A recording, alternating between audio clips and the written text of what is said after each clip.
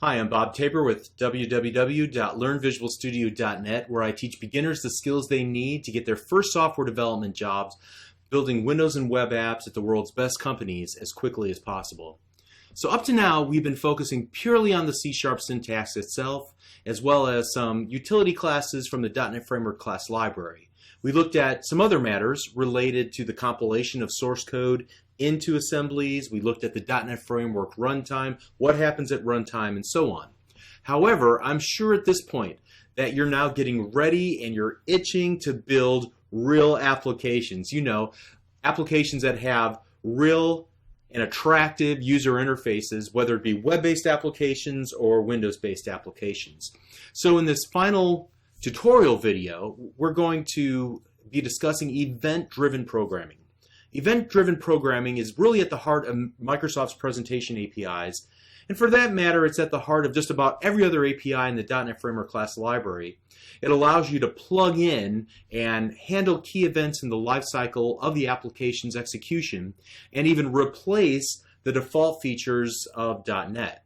So we're a ways off from performing those types of operations, but it all starts with a fundamental understanding of events. So up to this point in our simple console window applications, there's really been only one event that occurs, the application startup event, which in turn triggers the static void main, where we wrote the majority of our code. However, in a modern user interface, whether it be a native Windows application or a web-based application, users can interact with the elements that they see on screen. They can hover their mouse cursor over elements, they can press keys on the keyboard, they can type text into fields, and they can drag and drop the various elements that they see on screen, and so on. And as a software developer, you can write code that responds to these interactions. So when these interactions happen, the .NET Runtime raises events to you as the developer, and you get to decide which events that you want to respond to and what should happen whenever that event is raised. So speaking specifically about the user interface, every single control, whether it be a text box or a button or a drop-down list box or a grid or whatever the case might be, each of those have different events that you can write code to respond to or to handle. And we'll show you more about that in just a moment. So how does this manifest itself in the applications that you're going to write? Well, in this lesson, I'm going to demonstrate how you get the same experience of working with events, whether you write a Windows application or a web application, thanks to Visual Studio and the APIs that are available through the .NET Framework class library. Okay, so what I want to do is start off by creating a new project, and we're going to actually use a different template this time. So we're going to choose the WPF application template. So WPF stands for the Windows Presentation Foundation. It's actually a subset of the .NET Framework class library, and its specific job is to allow you to create native Windows applications, as opposed to web-based applications or console applications like we've been building up to this point.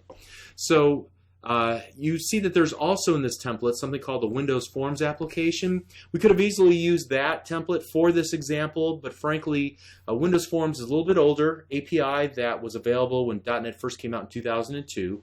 Admittedly, it's still used by many programs and many programmers in many companies that build Windows desktop software, but honestly, most of the buzz nowadays surrounds WPF, not Windows Forms. All right? So having said that, what you're going to learn in this lesson by creating a WPF application will still mostly apply to Windows Forms as well. So let's do this. Let's go make sure we've created a WPF application, and we're going to call this WPF Events, and then click OK.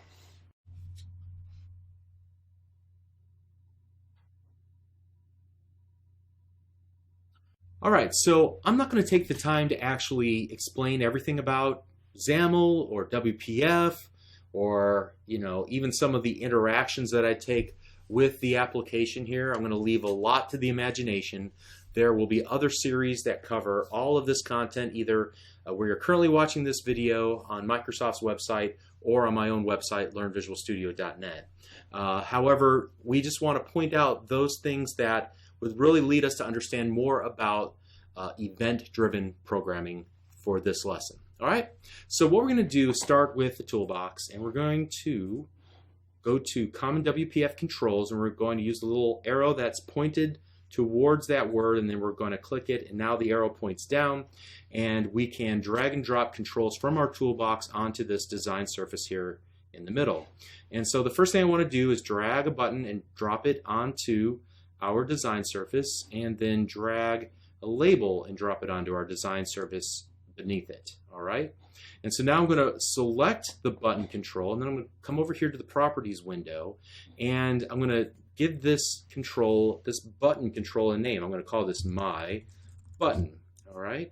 And then I'm going to select the label control beneath it, and I'm going to call this My Label. Furthermore, I'm going to go down to the content property here, and it has by default the value label. I'm going to delete that and hit enter on my keyboard, and so now the label will be pretty much resized to be very small. All right. You should see a second tab open in the main area called mainwindow.zamel.cs. So we want to select it to make the tab that's currently visible. And if you don't see this tab, then you'll want to go to the Solution Explorer, and you'll want to find the entry mainwindow.zamel, and you want to click that little arrow that's pointing towards the word and click it once to make it point down. This will show that there's a related file called mainwindow.zamel.cs. You can merely just double click it and it should open it up in the main area. Okay. So what we want to do is go down to this constructor for the main window class, and beneath initialize component, what I want to do is type in my button dot click plus equals. Now you see IntelliSense pops up. The first one, it says, do you want to create a method name called MyButton_click? And it just will default to whatever name we give in the control, in this case my button. And then since we're handling the click event by choosing the dot click on the end of my button, it assumes that we want to create a click handler. So this is just a way to enforce a naming convention. That's all. I'm going to hit tab on my keyboard once to insert that. And now that we've decided on a name, MyButton_click will be a new, I would say helper method, I guess you could call it, a method to handle the click event. It says, IntelliSense says to press tab to generate the handler, MyButton_click in this class. And I'll click the tab button one more time, and notice that it creates a void MyButton_click, and then it has these input parameters, and these will be sent in from the .NET framework, specifically from the Windows Presentation Foundation engine. All right, and notice that it has one line of code already generated in that method stub, that stubbed out version of the MyButton_click event handler. This little snippet will remind you in case you forgot to write your own code for the event handler. So let me just show you how that works. I'm going to go ahead and start the program at this point, and I'll click the button, and it will throw an exception. Okay, and we'll go ahead and click continue. But that's not the behavior we want. We're actually going to comment out that line of code and replace it by setting a property of MyLabel. So we have the MyLabel object, and we're going to set its content property and set it equal to hello world. All right. This time, when we start debugging the application and we click the button, notice that our label control now displays the value hello world. Okay, so what was the significance of this little exercise? Well, it was not to teach you about WPF. Again, there will be other lessons for that. It was really to teach you about the nature of event handling and how to handle events. So events can be raised in one of several ways, either by the .NET Framework runtime, by end users, like in our case here where we actually clicked on a button in order to kick off an event, or there are some other instances as well. In the Windows Presentation Foundation, each window or control, or even those objects that don't have a visual component, like those objects that control the navigation between multiple windows, or those objects that handle communication with the network or file storage, all expose some events. And as a developer, you can choose which events that you're going to respond to by writing code in a special method called an event handler, like we did here. All right. What's so special about it? Well, as you can see, typically their method signature is defined by the object itself. In the case of the button control, the click event requires an event handler be defined that accepts two input parameters. First, the sender of type system.object, all right, and that represents the caller that fired off the event. And then second, a routed event args, simply called E, that contains extra information about the call. And there's something to routed events, and we don't want to talk about that right now, all right? But it's just extra information that might be passed along to the event, or the method that will actually handle this.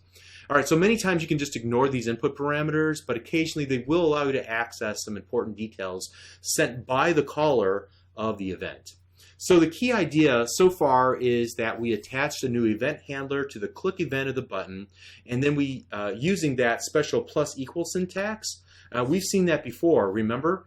Whenever we were trying to append several strings together, we saw how we were able to use that. Well, this is kind of the same idea. We'll talk about that in a little bit.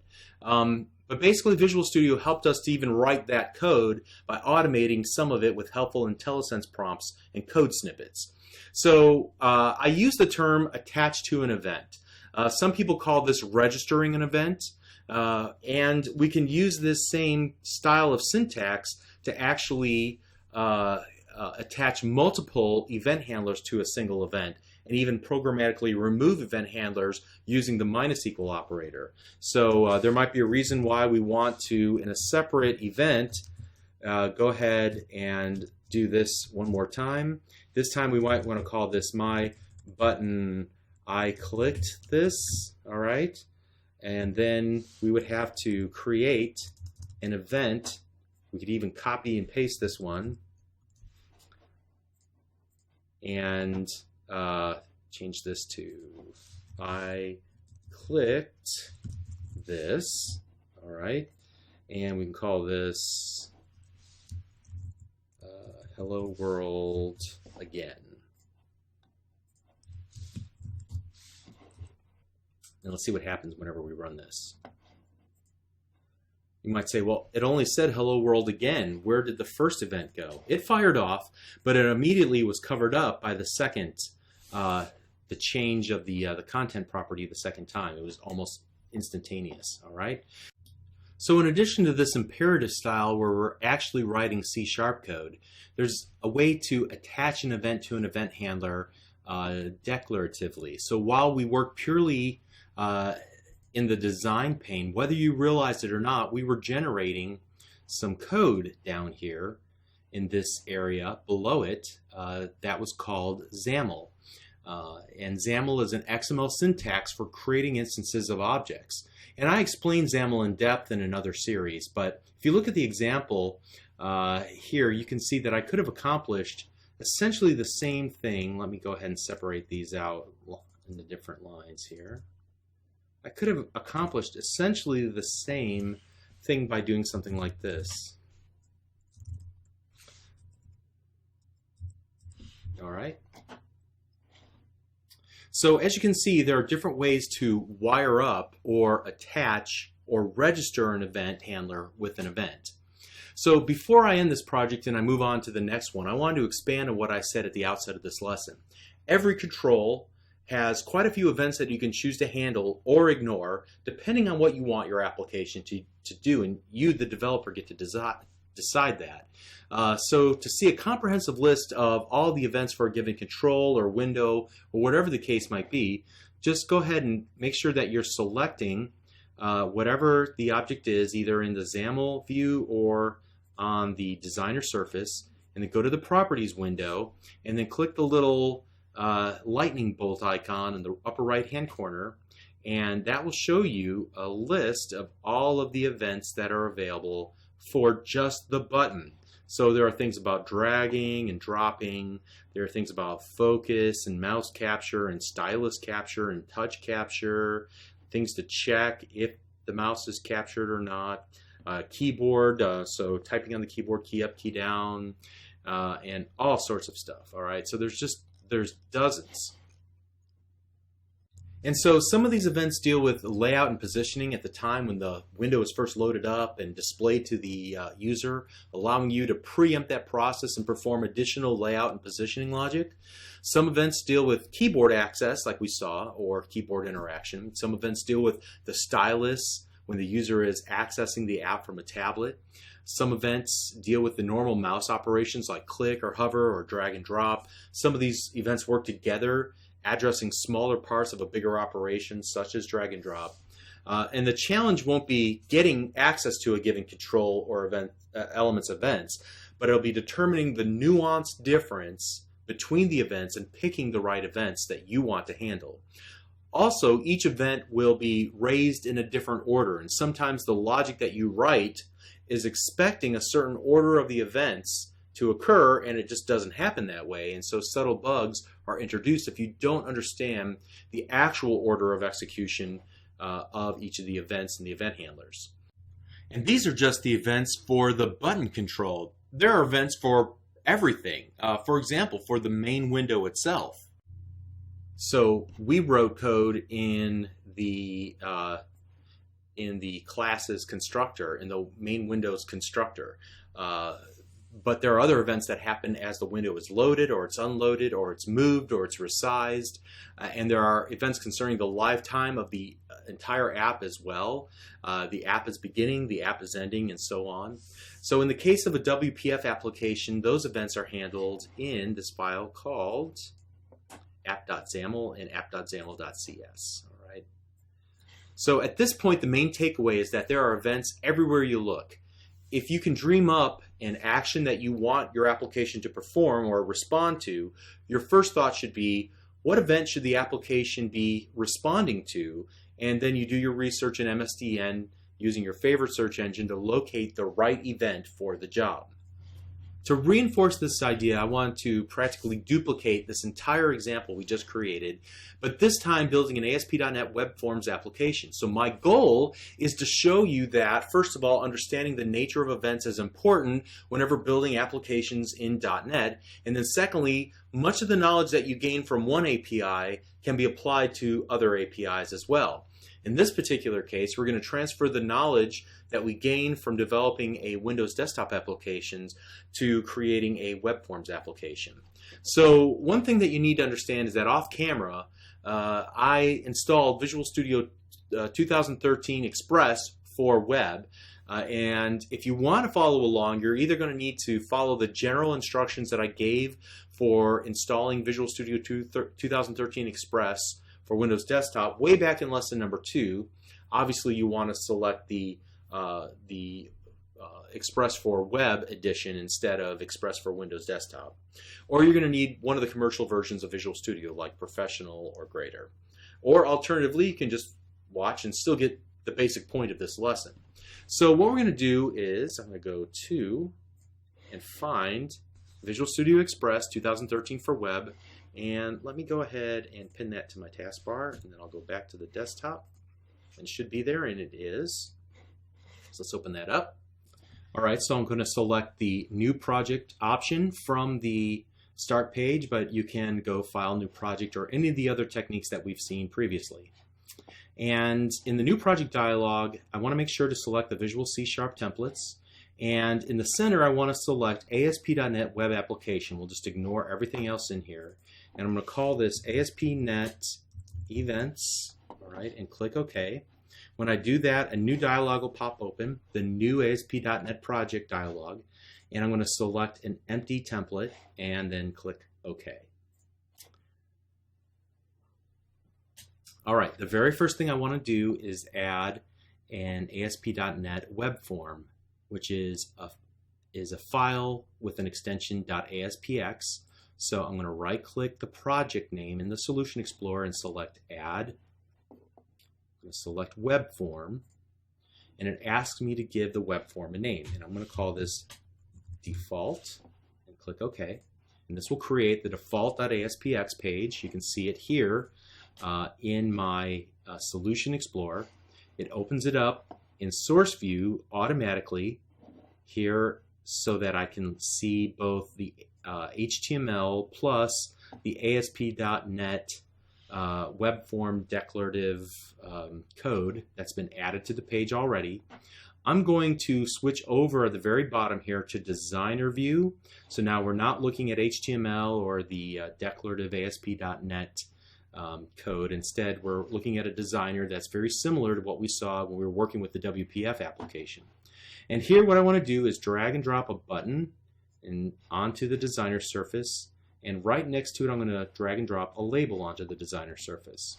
Let's start with the button. I'm going to change the button's ID or its name to my button, just like we did in the WPF example. Now I'm going to come over here to the label. I'm going to change its name to my label, and then I'm going to also remove its text property, which is equivalent to the content property of the label control in our WPF application. So I'll just delete that. I'll click enter on my keyboard. And the next thing that I want to do is go back to the Solution Explorer, and I'm going to drill down into the default.aspx page. You can see that there are files that are associated with it. So I just click the little arrow next to it, and I want to double click this default aspx.cs file. And inside of this event that the page handles called page load. So when the page loads, we want to fire off the code in this event handler. And what we'll do is my button.click plus equals, this should all look familiar, right? Tab, tab. I'm going to comment out throw new not implemented exception and set my label.text equals hello world. All right, and I'm going to save my changes, and I'm going to use the run button.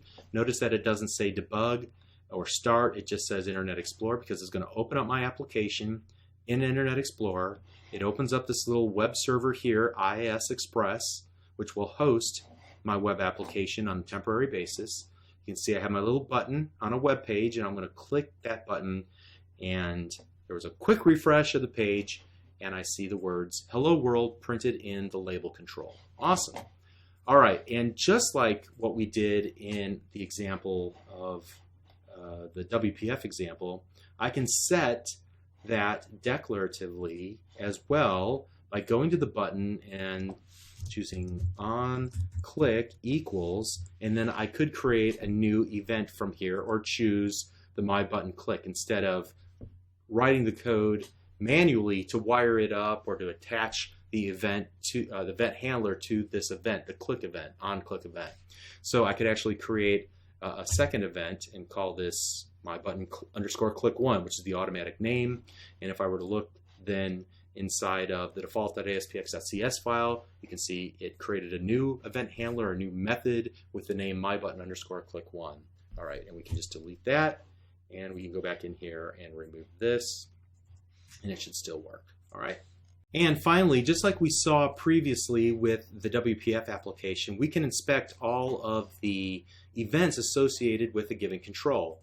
For example, by selecting the button, I can then choose the little lightning bolt icon, the events icon, and see all of the events, the server-side events available for the button control. Admittedly, there are far fewer events, and this is because the ASP.NET code that you write is executed on the web server. If you want to handle some more interesting client-side tasks, then you would choose a client-side technology like JavaScript or jQuery and other languages and APIs that can be executed in the web browser itself. And if that interests you, you should definitely check out the Channel 9 JavaScript and jQuery Fundamentals for Absolute Beginners series that I recorded a couple of years ago. Okay, so whether you are interested in building a web form or a Windows form application, at this point, it just becomes a matter of learning the different controls that are available for each and learning the different events that are raised by those controls. So what's the behavior of those controls that I as a programmer can write code to handle? Well, start over again. Okay, so to recap, whether you're interested in building a web form or a Windows form application, at this point, it just becomes a matter of learning the different controls that are available for each and learning the different events that are raised by those controls. So what's the behavior of those controls that I, as a programmer, can write to handle? Well, in my experience, about 75% of events are common across those controls. In most cases, you can anticipate the events that will be available without having to memorize a list or anything like that. So here's what I recommend. Whenever you need a particular control in your application, simply peruse the names of the events for that control. If you find one and you're not really sure what it does, you can just click on it and either look at the description below like we're doing here. See, there's a description of init, a description of load listed right below it, or you can look it up online in MSDN.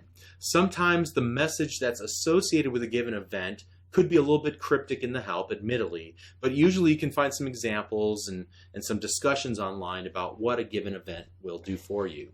So usually that means that I need to get a more comprehensive understanding of a particular concept as a whole, like data binding, or like the life cycle of a web form or a web page or a Windows form, or the purpose for a given control. I might need to have a backup and understand a little bit more about what does this control really do for me.